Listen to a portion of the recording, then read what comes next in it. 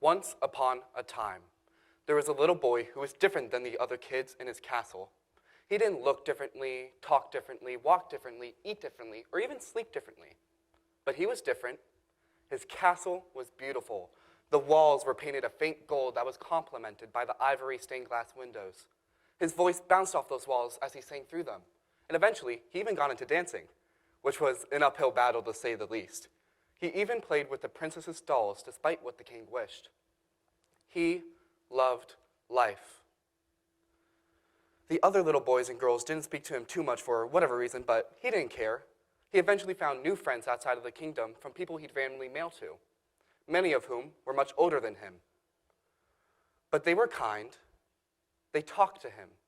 They listened to him. They liked him. Ultimately, one of the men of a neighboring kingdom had convinced the little boy that they should meet in person just to talk. Young and stupid, the little boy agreed. They did not just talk.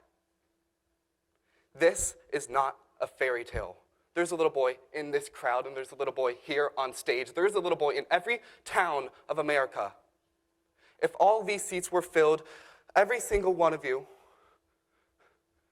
116 of you would have been sexually abused as a child. 116. After being abused, I succumbed to the illness of gay loneliness. I had lost a part of myself. I often said, I wish I knew how my skin felt before they did. There was an unbelievable amount of guilt that even today I cannot quantify or qualify. I hated myself, but more importantly, I hated being gay. I ended up writing a speech for my high school presentation titled The Epidemic of Gay Loneliness. This was more than just a project to me. This exposed my truth. I argued that society, due to its inability to accept a male-on-male relationship, has created a system in which gay relationships have been destined to fail. There were three main points to this thesis. Number one, how gay men find their strictly sexual or romantic counterparts differs heavily from the heteronormative way. We do not have the luxury to be able to flirt with whoever we see. There are just less fishes in our sea. Our sea becomes a lake when looking for a gay man. Our lake becomes a pond when looking for a gay man who is out. Our pond becomes a petri dish when looking for a gay man who is sexually compatible. And we haven't even gone into personality yet. Due to this, the use of Grindr has taken the gay community by storm. And gay men have become so hypersexual to the point that they view every other gay man as a potential hookup for a possible friend. And if it's not through an app, it's through the club or a place where unsafe sex is normalized and drug use is high. Number two, once looking for a partner, it is incredibly common for gay men to lower their standards to deal with an abusively high age gap or somebody who is in the closet. Either way, you are kept as a secret, something to conceal, something to not talk about. It is incredibly dangerous for young gay men to not talk about love. Later in their life, this leads to a lack of communication, which in turn leads relationships to fail. Number three, society's views of homosexual relationships inadvertently affects gay men's views of themselves. Whether it's somebody's interpretation of a religious text or the Bible, or just the idea that queer people are unnatural, it has led gay men to love in the shadows. I and many other gay men firsthand can tell you we do not have the privilege to be able to love in public without fearing some form of homophobia. Ultimately, this concoction leads to one of two things. One, another failed relationship that is just added to the roster and replaced in the matter of weeks due to gay hookup culture, or two, an attempted suicide. In the Netherlands, gay men are 10 times more likely to exhibit suicidal self-harm behavior.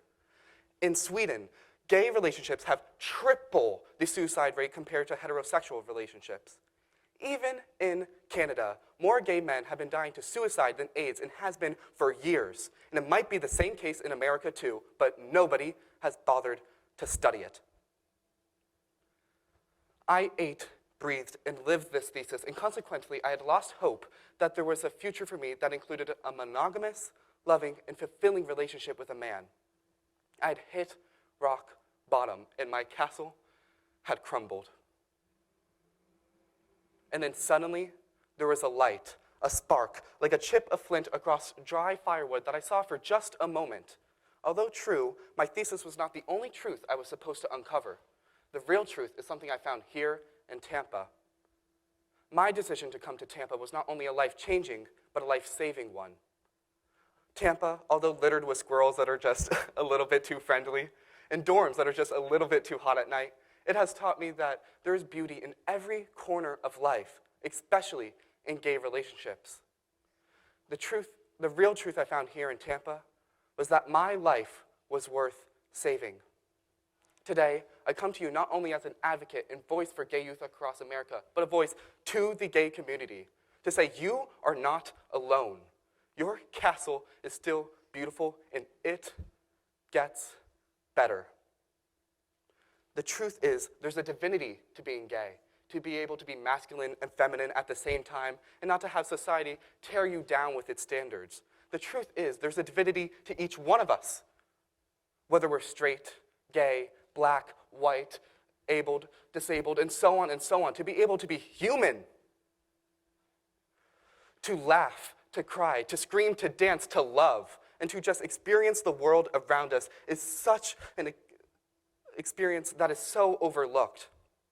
I ask all of you to grab the person next to you, stranger or lover, and tell them that you care for them, that they are worthy. For so many little boys and girls with stories similar to mine, it is not the question of if we can save our lives. To us, it is the question if our lives are even worth saving. Although there's still that little boy on stage speaking to you now, wishing he could have been smarter, wishing that he listened to his parents, there is a man on stage now telling you all to uncover the truth of life.